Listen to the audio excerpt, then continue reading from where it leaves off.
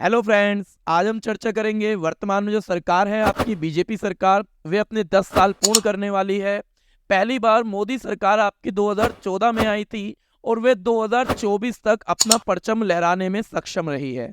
आज हम इसी के बारे में चर्चा करेंगे कि 2014 से लेके 2010 में मोदी द्वारा किए गए कौन कौन से कार्य सही थे जिससे जनता को लाभ मिला, और कौन से ऐसे कार्य थे जो कहीं ना कहीं अर्थव्यवस्था और जनता पर एक गहरा प्रभाव डाल गए। तो आज की इस वीडियो में हम चर्चा करने वाले हैं मोदी जी द्वारा 10 साल में किए गए कार्यों पर, अच्छे और बुरे। और जो 2024 में अभी आपके अगले मंथ आपके होने वाले इलेक्शन में कौन कौन से ऐसे एजेंडे हैं जो मोदी सरकार अपने चुनावी रूप में दिखा सकती है, और विपक्ष जो एकत्रित हुआ है उसके समक्ष, जो मोदी सरकार के समक्ष चुनौती है, वो किस तरीके से इसका सामना करेंगे, उसके बारे में आज हम इस वीडियो में चर्चा करने वाले हैं। तो दोस्तों, सबसे पहले अगर मैं मोदी जी के अच्छे कार्य की बात करूं तो मोदी जी द्वारा आपके जन धन योजना चलाई गई थी। यह योजना 28 अगस्त 2014 में चलाई गई थी, जिसमें देश के लोगों की बैंकिंग सुविधा मुहैया कराने के लिए यह योजना थी। और इस सुविधा के अकॉर्डिंग आपके मोदी जी ने देश में नागरिकों के बैंकों में खाते खुलाने की प्रक्रिया को शुरू किया, ताकि ज्यादा से ज्यादा लोग आपके बैंकिंग सिस्टम से जुड़ सके। वहीं अगर मैं मोदी जी की दूसरी योजना की बात करूं तो स्वच्छ भारत अभियान, जो 2 अक्टूबर 2014 में चलाई गई थी। 100 करोड़ देशवासी तय करें कि मैं गंदगी नहीं करूंगा। एक कदम स्वच्छता की ओर चले। मोदी द्वारा शुरू की गई थी, और इस योजना के द्वारा भारत में स्वच्छता को लेकर जागरूकता फैलाने पर बल दिया गया था। जहां पर आप देखते हैं कि 2 अक्टूबर को आपके जो गांधी जयंती होती थी, जिस पर आपके सरकारी छुट्टियां होती थी, उसको समाप्त कर आपके स्वच्छ भारत अभियान जैसी परियोजना को लागू कर जागरूकता को बढ़ावा देने का कार्य किया है। तो दोस्तों, तीसरी योजना की बात करते हैं, जो आयुष्मान भारत योजना है। यह योजना 23 सितंबर 2018 में लागू की गई थी। प्रधानमंत्री श्री नरेंद्र मोदी ने ये तय किया कि बीमारी लाचारी नहीं बनेगी, एक स्वस्थ जिंदगी पर सभी का अधिकार है, और इसे सुनिश्चित किया गया। 23 सितंबर 2018 को आयुष्मान भारत प्रधानमंत्री जन आरोग्य योजना को लागू कर। इस योजना के द्वारा जितने भी आपके जरूरतमंद लोग हैं उनको आपके स्वास्थ्य से रिलेटेड सीधा आपको लाभ प्राप्त करने की सुविधा थी है, और 5 लाख तक मुफ्त इलाज कराने की एक पॉलिसी बनाई गई थी, जो सरकारी और प्राइवेट दोनों ही अस्पतालों में आप इसका लाभ उठा सकते थे। नेक्स्ट अगर हम योजना की बात करें तो पीएम आवास योजना की बात करते हैं, जो आपके लोगों को, जो आपके बेघर लोग हैं या जिनको घरों की दिक्कत आ रही है, उन लोगों को आपके घर मुहैया कराने की बात आई। शहर में रहने वाले लोगों की संवेदनाओं को, उनकी भावनाओं को प्रधानमंत्री आवास योजना के तहत शहरों में बहुत ही कम समय में लाखों घर बनाकर दिए जा चुके हैं। और सरकार द्वारा उन लोगों को आर्थिक सहायता देने की बात की गई थी, ताकि वह अपने घर बना सके और सभी लोगों को अपने एक पक्के मकान की योजना दी जा सके। वहीं अगर दोस्तों हम 5वीं योजना की बात करें तो प्रधानमंत्री किसान सम्मान निधि योजना थी। बता दें कि केंद्र सरकार द्वारा प्रधानमंत्री किसान सम्मान निधि योजना चलाई जा रही है। इस योजना में किसानों को सालाना 6,000 रुपए की राशि किस्तों में दी जाती है। हर किस्त में 2,000 रुपए की राशि किसानों के बैंक अकाउंट में जमा हो जाती है। इस योजना के अंतर्गत आपके किसानों को साल में 6,000 की आर्थिक सहायता, सब्सिडी प्राप्त करने की सहायता देने की बात की गई थी। वहीं दोस्तों, आपकी अगर चर्चा की जाए उज्ज्वला योजना की, तो ये मई 2016 में बनाई गई थी। इस योजना के अंतर्गत बीपीएल कार्ड धारकों को मुफ्त आपके गैस कनेक्शन देने की बात की गई थी। 1 मई 2016 जब प्रधानमंत्री नरेंद्र मोदी ने की थी ऐसी ही एक सुबह की शुरुआत प्रधानमंत्री उज्ज्वला योजना के द्वारा। इस योजना के तहत 5 करोड़ महिलाओं तक मुफ्त गैस सिलेंडर पहुंचाने का रखा गया था लक्ष्य, और साल में आपके 12 गैस सिलेंडर मिलने की बात की गई थी, ताकि आपके गरीबों को इसका फायदा मिल सके। तो दोस्तों, आगे एक जो मोस्ट इंपोर्टेंट आपकी योजना थी वो थी make in India. Make in India की शुरुआत 25 सितंबर 2014 में की गई थी, जिसमें आपके देश में निवेश को बढ़ावा, इन्वेस्टमेंट को आपके बढ़ावा देने की बात की गई थी, और वहीं आपके देश के इंफ्रास्ट्रक्चर को चेंज करने की बात की गई थी, ताकि आपके देश का इंफ्रास्ट्रक्चर क्या हो सके, मजबूत हो सके। और जो हम बाहर से चीज़ों का आपके आयात करते थे, उन चीज़ों पर पूरी तरीके से प्रतिबंध लगाने की बात की थी और आत्मनिर्भर भारत बनने की बात की गई थी, जिसके अनुसार आपके देश में प्रोडक्शन की मात्रा बढ़ाने की बात की गई थी और ऐसे सामानों का प्रयोग करने की बात की गई थी जो आपके भारत में ही जिनका निर्माण होता है, ताकि आपके देश में एम्प्लॉयमेंट क्रिएट हो सके, प्रोडक्शन बढ़ सके और देश की जीडीपी भी ग्रोथ कर सके। वहीं दोस्तों अगर हम बात करें, एक योजना और थी जिसे आत्मनिर्भर भारत अभियान के नाम से जाना गया था, जो आपके 12 मई 2020 में आपके मोदी जी द्वारा लॉन्च की गई थी, जिसमें आपके देश में आयात प्रतिस्थापन को बढ़ावा दिया गया था। मतलब वो वस्तुएं जो आप बाहर से मंगा रहे हैं, बाहर विदेशों से आप आयात कर रहे हैं, उन पर रोक लगाई जाए और उन जैसी वस्तुओं का निर्माण अपने ही देश में किया जाए, ताकि देश की आर्थिक स्थिति को मजबूती मिल सके। वहीं दोस्तों अगर मोदी जी द्वारा आपके और कार्यों की मैं बात करूं, तो वहां पर आपके जम्मू कश्मीर में जो धारा अनुच्छेद 370 था, जो 5 अगस्त 2019 में पूर्णतः आपके समाप्त कर दिया गया था, उसके जितने भी खंड थे वो सारे समाप्त कर दिए गए थे। जो जम्मू कश्मीर का मुद्दा आज़ादी के समय से आपके एक विवाद का कारण बना हुआ था और 370 लगाई हुई थी जम्मू कश्मीर में, जिससे जम्मू कश्मीर का अपना एक अलग संविधान था, जिसके अनुसार वहां पर आपके क्या था, बहुत ज़्यादा हम विवादित तरीके से हम लोग देखते थे कि लोगों को भी परेशानियां होती थी। तो एक ऐतिहासिक चरण जो 5 अगस्त 2019 में नरेंद्र मोदी सरकार द्वारा किया गया, वो 370 को हटाया गया।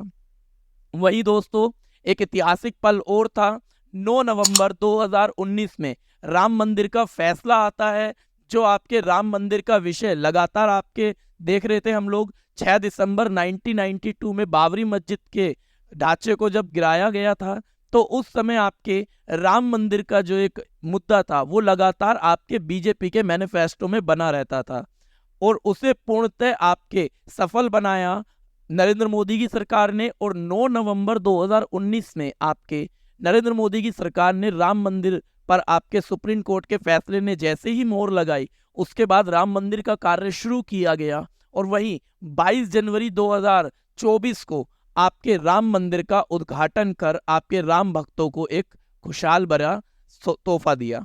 वहीं दोस्तों अगर हम बात करें और कार्यों की, तो 3 तलाक जैसे फैसले पर 22 अगस्त 2017 में आपके असंवैधानिक इसे घोषित कर दिया गया।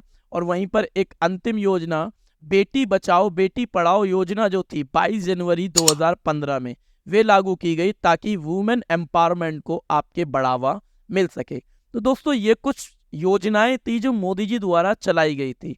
इन योजनाओं के अंतर्गत आप देख सकते हैं कि मोदी जी द्वारा 2014 से लेकर 2024 के बीच में किन किन कार्यों पर, किन किन चरणों पर आपके ध्यान दिया गया, ताकि आपके देश में जो बैकवर्ड क्लास के आपके जो अनुसूचित जनजाति और जातियां हैं, उनको आपके इसका लाभ मिल सके।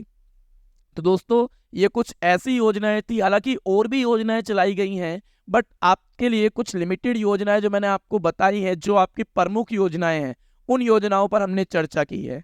तो 2024 के इलेक्शन में कुछ लोग कहते हैं कि मोदी जी को आपके राम मंदिर पर आपके वोट दिया जा रहा है, राम मंदिर का उद्घाटन किया है, तो ये पूर्णतः सत्य नहीं है। मोदी जी द्वारा और भी कई कार्य किए गए हैं जो राम मंदिर से हटकर हैं। ये वीडियो उन्हीं लोगों के लिए है जो कहते हैं कि मोदी जी ने आपके राम मंदिर पर आपके क्या नाम है वोट मांगे हैं। तो दोस्तों और भी कई कार्य किए हैं जो आपके सामने रखे गए हैं।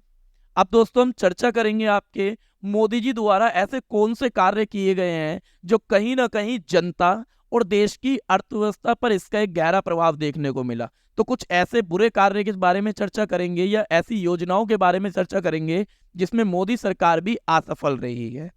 तो दोस्तों सबसे पहली जो इसमें योजना है या सबसे पहली जो इनके कार्य किया गया है वो है 2016 में नोटबंदी। तो दोस्तों आप सभी जानते हैं 2016 में आपके मोदी जी आते हैं और नोटबंदी की घोषणा करते हैं नवंबर में। वही कहते हैं कि भाइयों बहनों, आपके 500 और 1000 के नोट आपके रात को 12 बजे से चलने बंद हो जाएंगे। 8 नवंबर 2016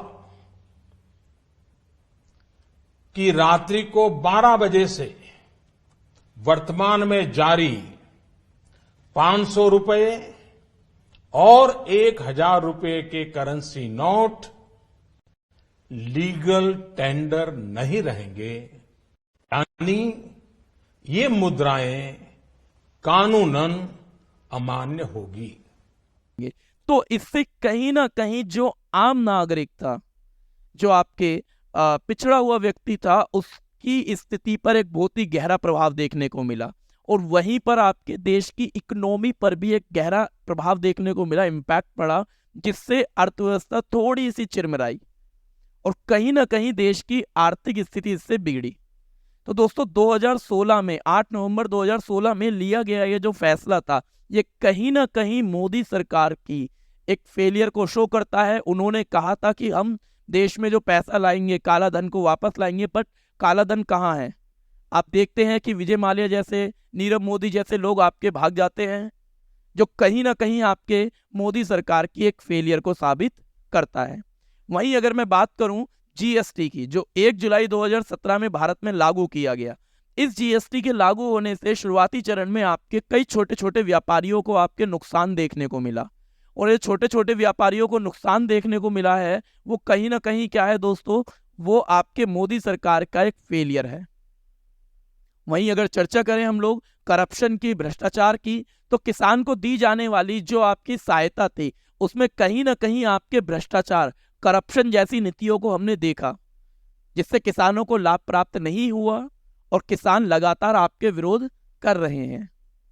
इसके अलावा अगर दोस्तों बात करें खराब विदेशी नीति, आज हम चर्चा करते हैं कि मोदी जी ने आपके, ये कहना बिल्कुल गलत नहीं होगा कि आज देश विदेश में आपके भारत का नाम बहुत ज्यादा ऊंचा हुआ है और कहीं ना कहीं हमारी विदेशी रिलेशन भी मजबूत हुए हैं, विदेशी संबंध।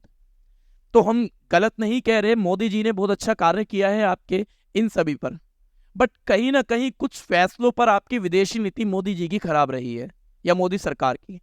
जैसे अगर हम बात करें कि चीन के पास, जो हमारा पड़ोसी देश है आपके, श्रीलंका, बांग्लादेश, पाकिस्तान, इस पर कहीं ना कहीं चाइना पूर्णतः नियंत्रण पा रहा है।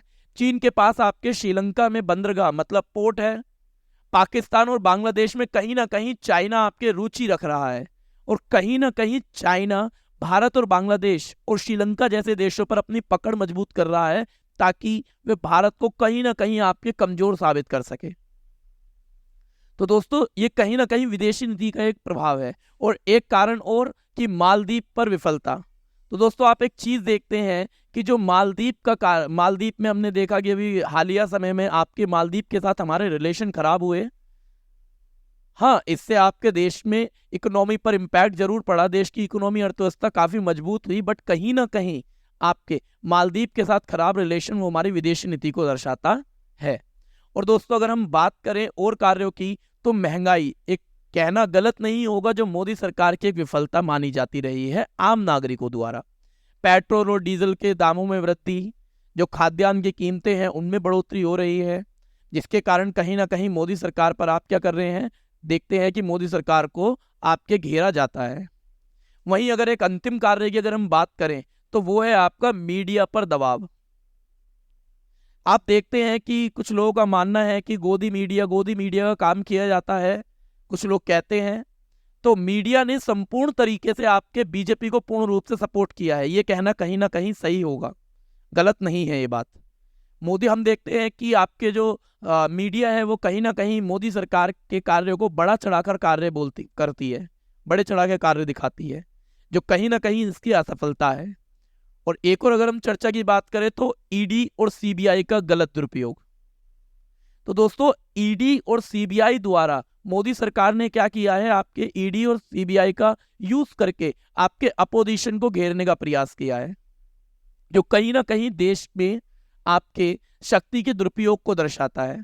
कुछ लोग कहते हैं कि मोदी सरकार एक तानाशाही के रूप में प्रस्तावित है, मोदी सरकार तानाशाही के रूप में कार्य कर रही है, क्योंकि ईडी और सीबीआई का वो यूज करके आपके विपक्ष के जैसे अरविंद केजरीवाल जैसे नेताओं को आपके समन भेज रही है, बार बार गिरफ्तार कर रही है, और चुनाव से पहले ऐसे कार्य किए जा रहे हैं। तो ये कहीं ना कहीं मोदी सरकार को घेर रहे हैं, ये सवाल। जो कहीं ना कहीं उनकी असफलता को दर्शाते हैं। तो दोस्तों आई होप सो आपको जो मैंने बताया मोदी सरकार द्वारा जो योजना चलाई गई कि किन किन पर आपके ध्यान रहने चाहिए जब आप वोट देने जाएंगे, और जो आपका ऐसे कौन से कार्य हैं जिनमें मोदी जी असफल रहे हैं। तो ये कुछ कार्य थे जो मैंने आपके सामने प्रस्तुत किए।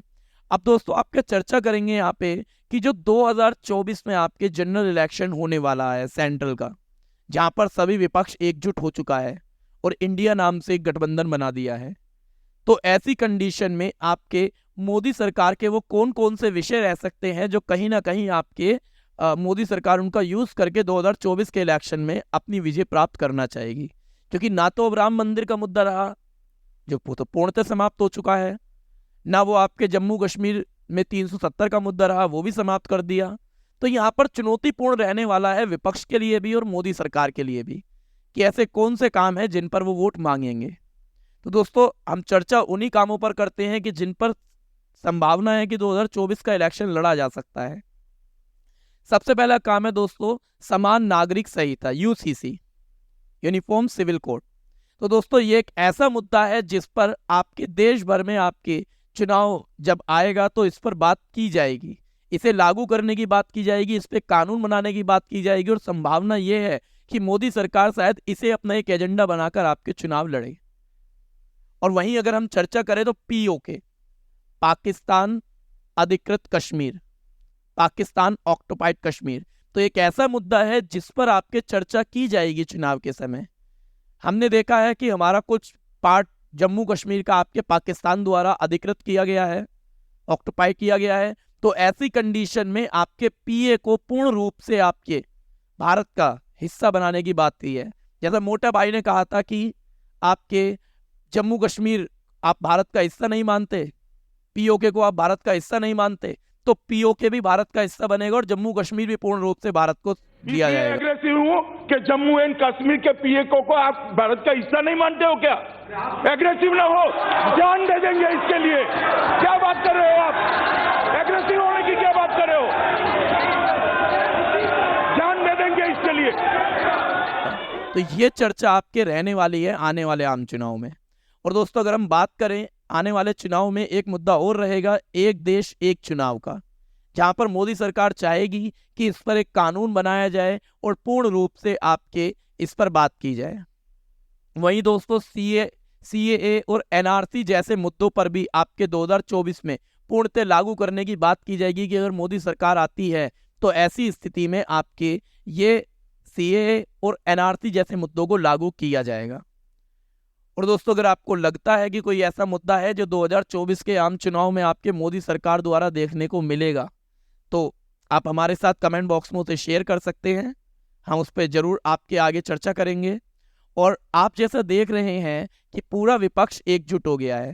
जैसा चाणक्य ने भी कहा था कि यदि संपूर्ण विपक्ष एकजुट हो जाता है और राजा के खिलाफ आवाज उठाता है तो संभावना यह है कि राजा आपका ईमानदार है। तो शायद यही एक हम देख रहे हैं कि संपूर्ण विपक्ष एकजुट हो चुका है और जो कहीं ना कहीं मोदी सरकार को हराने का एक लक्ष्य लेकर निकला है।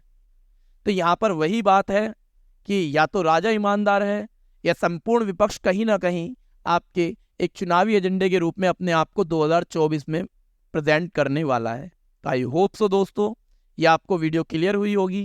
यदि आपको किसी भी टॉपिक में कोई भी डाउट है तो प्लीज़ कमेंट बॉक्स में आप लोग कमेंट करके बताइए और इस वीडियो को ज़्यादा से ज़्यादा शेयर कीजिए ताकि लोगों तक इन्फॉर्मेशन पहुंच सके, लोगों को पता लग सके कि मोदी सरकार द्वारा क्या अच्छे कार्य किए गए हैं, क्या बुरे कार्य हैं जिनमें वे असफल रहे हैं और कौन से ऐसे काम हैं जो आपके आने वाले चुनाव में देखने को मिल सकते हैं। जब तक के लिए दोस्तों शुक्रिया, धन्यवाद, जय हिंद।